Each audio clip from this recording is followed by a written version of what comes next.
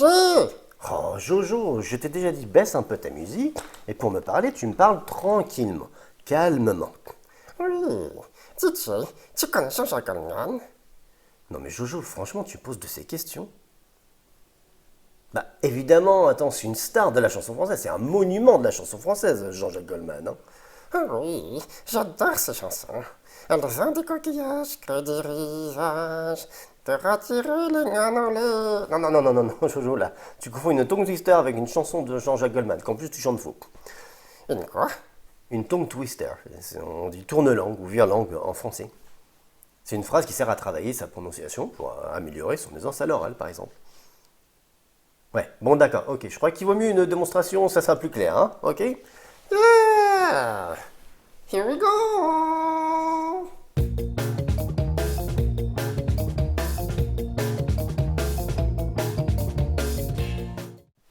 Hello everyone, and welcome to this tongue twister session.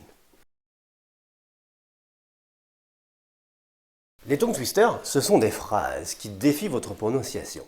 On en connaît en français avec les chaussettes de l'archiduchesse, le chasseur sachant chasser, et d'autres phrases qui mêlent les sons ch et s.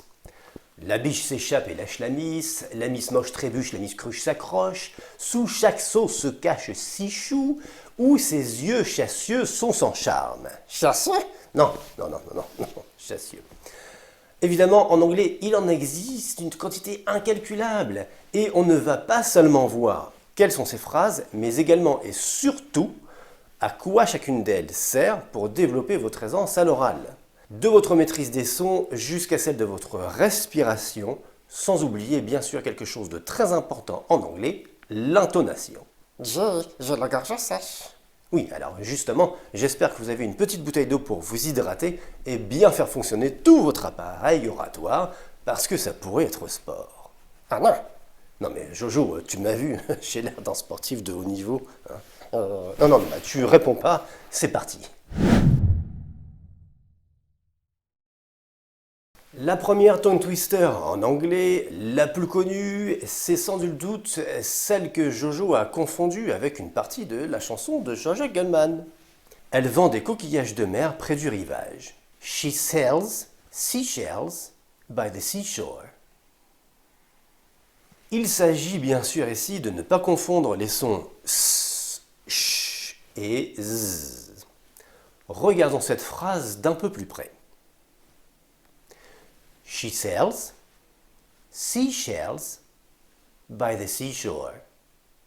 On a ELs, EOR pour les sons voyelles. À partir de she sells, on va échanger sh et s. Ce qui va donner sh, s, sh. Vous entendez le rivage? On est sur le bord de mer. On entend les vagues. Sh, s, sh. E-Ls! Et quoi, c'est linguette? So, she sells seashells. Puis enfin, she sells seashells by the seashore. C'est à vous maintenant. She sells seashells by the seashore. Encore une fois.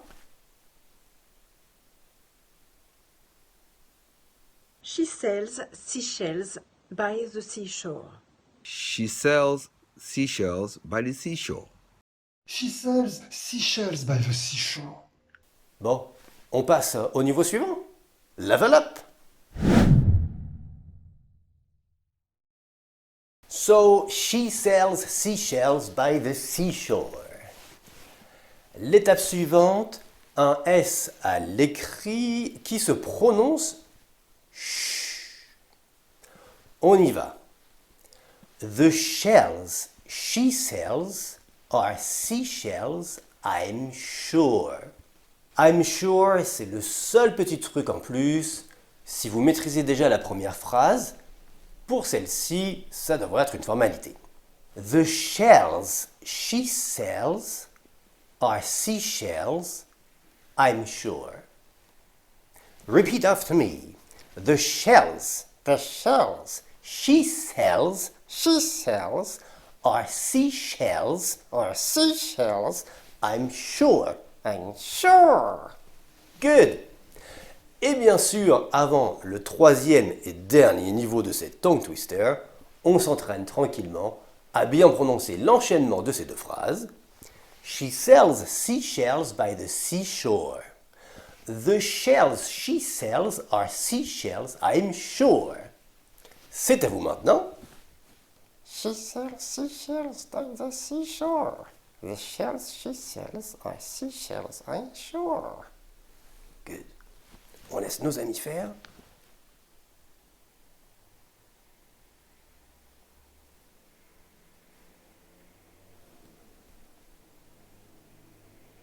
The shells she sells are seashells, I'm sure. The shells she sells are seashells, I'm sure. She sells seashells by the seashore. That's crazy. Level up.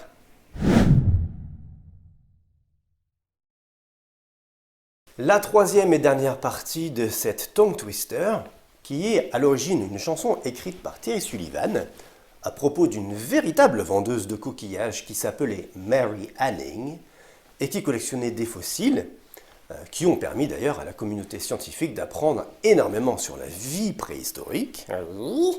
Oui, bon, c'est histoire d'avoir un peu de culture. Hein. Bon, eh bien, cette troisième phrase est la synthèse logique des deux précédentes. La voici. So, if she sells seashells by the seashore, then I am sure she sells seashore shells. Voilà. Cette phrase peut paraître plus longue, mais ce ne sont que deux petits morceaux à partir des deux premières phrases que vous connaissez maintenant. Oui, ça serait cool de la redire. Bien sûr, Jojo.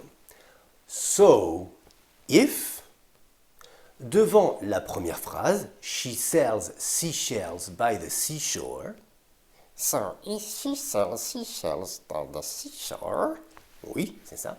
Puis, then, I am sure, devant, she sells seashore shells. allez, let's go. Ok, voilà. So, if she sells seashells by the seashore, I'm sure she sells seashore shells. And if she sells seashells by the seashore, I'm sure she sells seashells shells. So if she sells seashells by the seashore, I'm sure she sells seashore shells. Okay, let's do it again one more time. Vas-y, Jojo. So, if she sells seashells by the seashore, then I'm sure she sells seashore shells. Ouais, pas mal du tout, Jojo. Voyons voir comment s'en sortent nos amis.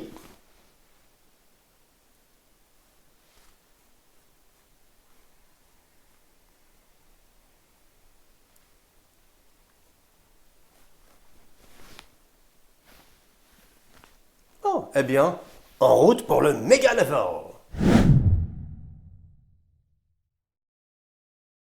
Allez, on enchaîne les trois phrases tranquillement.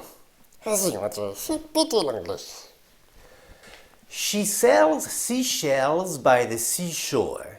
The shells she sells are seashells, I'm sure. So, if she sells seashells by the seashore, then I am sure she sells seashore shells. Wow. À toi. She sells seashells by the seashore. The shells she sells are seashells, I'm sure. So if she sells seashells by the seashore, then I'm sure she sells seashore shells. Maintenant, c'est à vous. You, c'est à toi là.